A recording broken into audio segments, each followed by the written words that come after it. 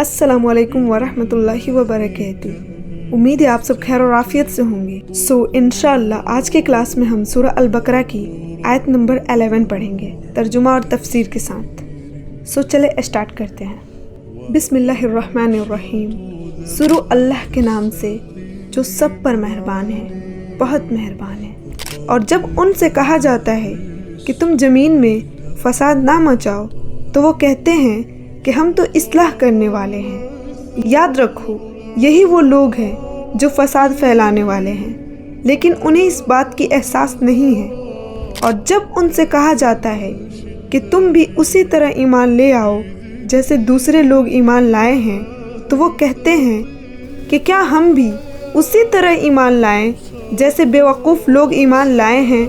खूब अच्छी तरह सुन लो कि यही लोग बेवकूफ़ हैं, लेकिन वो ये बात नहीं जानते। और जब ये उन लोगों से मिलते हैं जो ईमान ला चुके हैं तो कहते हैं कि हम ईमान ले आए। और जब ये अपने शैतानों के पास तन्हाई में जाते हैं तो कहते हैं कि हम तुम्हारे साथ हैं, हम तो मजाक कर रहे थे। अपने शैतानों से मुराद वो सरदार है जो मुनाफिकीन की साजिशों में उनके सरबराह, लीडर और रहनुमा की हैसियत रखते थे। अल्लाह उनसे मजाक का मामला करता है और उन्हें ऐसी ढील देता है कि वो अपनी शरकसी में भटकते रहें। यानी अल्लाह ताला ने उनकी रस्सी दराज कर रखी है कि उनके दोगलेपन की फौरी सज़ा दुनिया में उन्हें नहीं मिल रही है, जिससे वो समझ रहे हैं कि हमारी तदबीर कारगर हो गई। चुनाचे वो अपनी इस गुमराही में और पुख्ता होते जा रहे हैं। आखिरत में उन्हें एकदम पकड़ लिया जाएगा। चूँकि अल्लाह ताला का ये अमल उनके मजाक का नतीजा था, उसे यहाँ अल्लाह उनसे मजाक करता है कि अनवान से तदबीर फरमाया गया है। ये वो लोग हैं जिन्होंने हिदायत के बदले गुमराही खरीद ली, लिहाजा ना उनकी तिजारत में नफ़ा हुआ और ना उन्हें सही रास्ता नसीब हुआ। यहाँ से उन मुनाफिकों की मिसाल दी जा रही है जो इस्लाम की वाज़े दलाइल सामने आने के बावजूद निफाक की गुमराही में फंसे रहे। इस्लाम के वाज़े दलाइल को आग की रोशनी से तस्बीह दी गई है कि जिस तरह इस रोशनी से माहौल की चीज़ें साफ नज़र आने लगती है, इसी तरह इस्लाम के दलाइल से हकीकत उन पर वाज़े हो गई। लेकिन फिर ज़िद और इनाद की वजह से अल्लाह ताला ने यह रोशनी उनसे सल्ब कर ली और वो देखने की कुव्वत से महरूम हो गए। उनकी मिसाल उस शख्स की जैसे है कि जिसने एक आग रोशन की, फिर जब उस आग ने उसके माहौल को रोशन कर दिया तो अल्लाह ने उनका नूर सल्ब कर लिया और उन्हें अंधेरों में छोड़ दिया कि उन्हें कुछ सुझाई नहीं देता। मुनाफिकों की पहली मिसाल तो उन मुनाफिकीन से मुतल्लिक थी जो इस्लाम के वाज़े दलाइल सामने आने के बावजूद खूब सोच समझकर कुफ्र और निफाक का रास्ता इख्तियार किए हुए थे।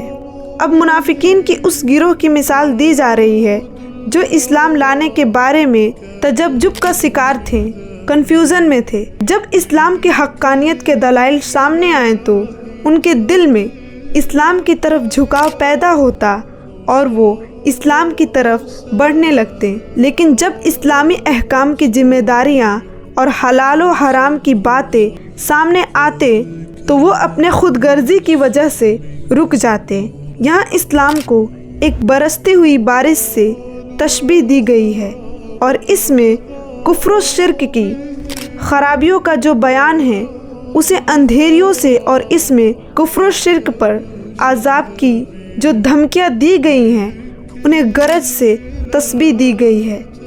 कुरान करीम में हक़ की जो दलाइल और हक़ को थामने वालों के लिए जन्नत के जो वादे किए गए हैं उन्हें बिजली की रोशनी से तस्बीह दी गई है। जब यह रोशनी उन मुनाफिकीन के सामने चमकती हैं तो वो चल पड़ते हैं, मगर कुछ देर में उनकी ख्वाहिशात की जुल्मत तारीकी उन पर छा जाती है तो खड़े रह जाते हैं। वो बहरे हैं, गूंगे हैं, अंधे हैं, चुनाचे अब वो वापस नहीं आएंगे।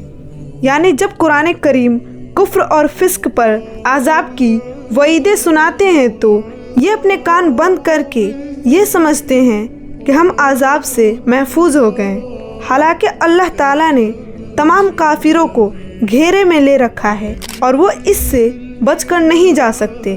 یا پھر ان منافقوں کی مثال ایسی ہے جیسے آسمان سے برستی ایک بارش ہو جس میں اندھیریاں بھی ہو اور گرج بھی اور چمک بھی۔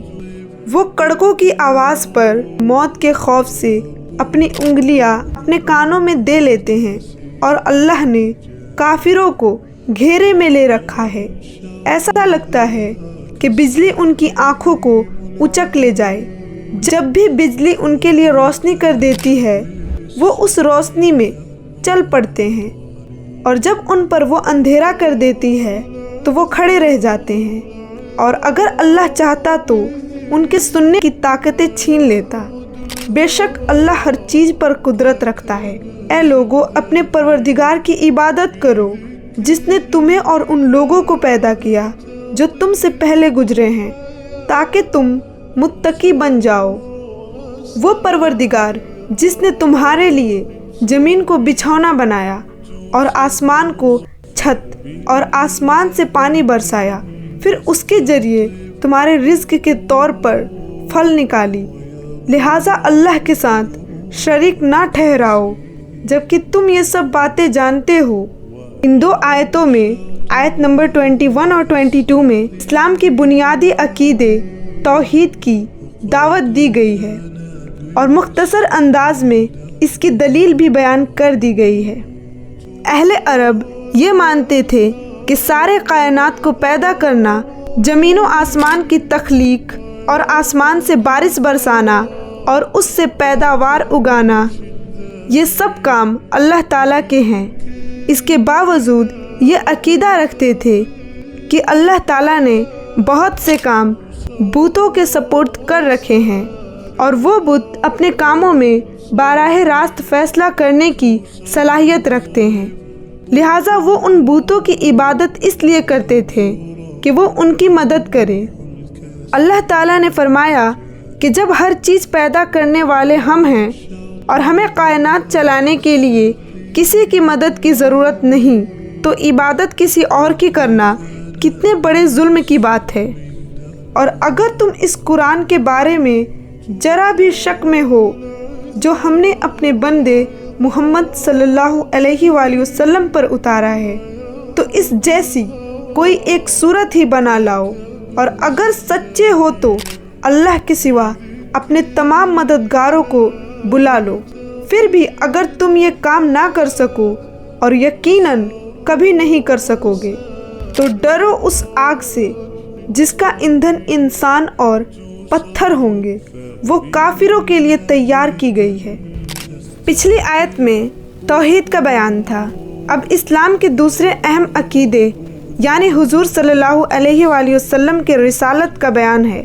اور عرب کے جو لوگ قرآن پر ایمان لانے کے بجائے یہ الزام لگاتے تھے کہ حضور صلی اللہ علیہ وآلہ وسلم شاعر ہیں اور انہوں نے اپنے طرف سے یہ کلام بنا لیا ہے، انہیں زبردست چیلنج دیا گیا ہے کہ اگر ایسا کلام کوئی انسان بنا سکتا ہے تو تم بڑا فصیح اور بالغ ہو، تم سب مل کر قرآن جیسی کوئی ایک صورت ہی بنا کر لے آؤ۔ ساتھ ہی قرآن نے دعویٰ کیا ہے کہ تم سب مل کر بھی ایسا نہیں کر سکو گے، اور واقعی یہی ہے کہ اہل عرب جو اپنی زبان و ادب پر ناز کرتے تھے، ان سب کو اس چیلنج کے بعد سانپ سونگھ گیا، اور کوئی شخص یہ چیلنج قبول کرنے کے لیے آگے نہ بڑھا۔ بڑے بڑے شاعروں اور ادیبوں نے اس خدائی کلام کے آگے گھٹنے ٹیک دیے، اور اس طرح حضور صلی اللہ علیہ وآلہ وسلم کی رسالت اور قرآن کریم کی سچائی روز روشن کی طرح ثابت اور واضح ہو گئی۔ اور جو لوگ ایمان لائے ہیں اور انہوں نے نیک عمل کیے ہیں، ان کو خوشخبری دے دو کہ ان کے لیے ایسے باغات تیار ہیں جن کے نیچے نہریں بہتی ہوں گی۔ جب کبھی ان کو ان باغات میں سے کوئی پھل رزق کے طور پر دیا جائے گا تو وہ کہیں گے یہ تو وہی ہے جو ہمیں پہلے بھی دیا گیا تھا، اور انہیں وہ رزق ایسا ہی دیا جائے گا جو دیکھنے میں ملتا جلتا ہوگا، اور ان کے لیے وہاں پاکیزہ بیویاں ہوں گی، اور وہ ان باغات میں ہمیشہ ہمیشہ رہیں گے۔ یہ اسلام کی تیسری عقیدے یعنی آخرت پر ایمان کا بیان ہے۔ اس میں بتایا گیا ہے کہ مرنے کے بعد ایک اور زندگی آنے والی ہے، جس میں ہر انسان کو اپنے تمام اعمال کا جواب دینا ہوگا۔ اگر ایمان کے ساتھ نیک عمل کیے ہوں گے تو انہیں جنت نصیب ہوگی، جس کی ایک جھلک اس آیت میں دکھائی گئی ہے۔ اس کا ایک مطلب تو یہ ہو سکتا ہے کہ جنت میں وقفہ وقفہ فرام ٹائم ٹو ٹائم ایسے پھل دیے جائیں گے جو دیکھنے میں بالکل ملتے جلتے ہوں گے، مگر لذت اور ذائقے میں ہر پھل نیا ہوگا۔ اور دوسرا مطلب یہ بھی ممکن ہے کہ جنت کے پھل دیکھنے میں دنیا کے پھلوں کی طرح ہوں گے، اس لیے انہیں دیکھ کر جنتی یہ کہیں گے کہ یہ تو وہی پھل ہے جو ہم نے پہلے یعنی دنیا میں ملے تھے، لیکن جنت میں ان کی لذت اور خصوصیت دنیا کے پھلوں سے کہیں زیادہ ہوگی۔ بے شک اللہ اس بات سے نہیں شرماتا کہ وہ کسی بات کو واضح کرنے کے لیے کوئی بھی مثال دے، چاہے وہ مچھر جیسی معمولی چیز کی ہو یا کسی ایسی چیز کی جو مچھر سے بھی زیادہ معمولی ہو۔ اب جو لوگ مومن ہیں وہ خوب جانتے ہیں کہ یہ مثال ایک حق بات ہے جو ان کے پروردگار کی طرف سے آئی ہے۔ البتہ جو لوگ کافر ہیں وہ یہی کہتے ہیں کہ بھلا اس حقیر مثال سے اللہ کا کیا مطلب ہے۔ اس طرح اللہ اس مثال سے بہت سے لوگوں کو گمراہی میں مبتلا کرتا ہے اور بہت سے لوگوں کو ہدایت دیتا ہے، مگر وہ گمراہ انہی کو کرتا ہے جو نافرمان ہیں۔ بعض کافروں نے قرآن کریم پر یہ اعتراض کیا تھا کہ اس میں کچھ مثالی مکھی، مچھر، مکڑی وغیرہ کی دی گئی ہے۔ اگر یہ واقعی خدا کا کلام ہوتا تو اس میں ایسے حقیر چیزوں کا ذکر نہ ہوتا۔ ظاہر ہے کہ یہ اعتراض بڑا بے تکا اعتراض تھا، کیونکہ مثال ہمیشہ مضمون کی مناسبت سے دی جاتی ہے۔ اگر کسی حقیر و جلیل کی مثال دینی ہو تو ایسی ہی کسی چیز سے دی جائے گی جو حقیر و جلیل ہو۔ یہ کسی کلام کا عیب تو کیا ہوتا، اس کی فصاحت اور بلاغت کی دلیل ہے۔ مگر یہ بات انہی کی سمجھ میں آتی ہے جو طالب حق ہو اور حق پر ایمان لا چکے ہوں، لیکن جنہوں نے کفر کی قسم کھا رکھی ہے انہیں تو ہر بات پر ہر حالت میں اعتراض کرنا ہے، اس لیے ایسی بے تکی باتیں کہتے ہیں۔ قرآن کریم کی یہی آیتیں جو طالب حق کو ہدایت بخشتی ہے، ایسے لوگوں کے لیے مزید گمراہی کا سبب بن جاتی ہے جنہوں نے ضد اور ہٹ دھرمی پر کمر باندھ کر یہ طے کر لیا ہے کہ حق بات ماننی نہیں ہے، کیونکہ وہ ہر نئے آیت کا انکار کرتے ہیں، اور ہر آیت کا انکار ایک مستقل گمراہی ہے۔ الحمدللہ آج کی کلاس میں ہم نے سورہ البقرہ کی آیت نمبر 11 to 26 پڑھا، اینڈ انشاءاللہ نیکسٹ کلاس میں ہم آیت نمبر 27 سے پڑھیں گے۔ جزاک اللہ خیراً۔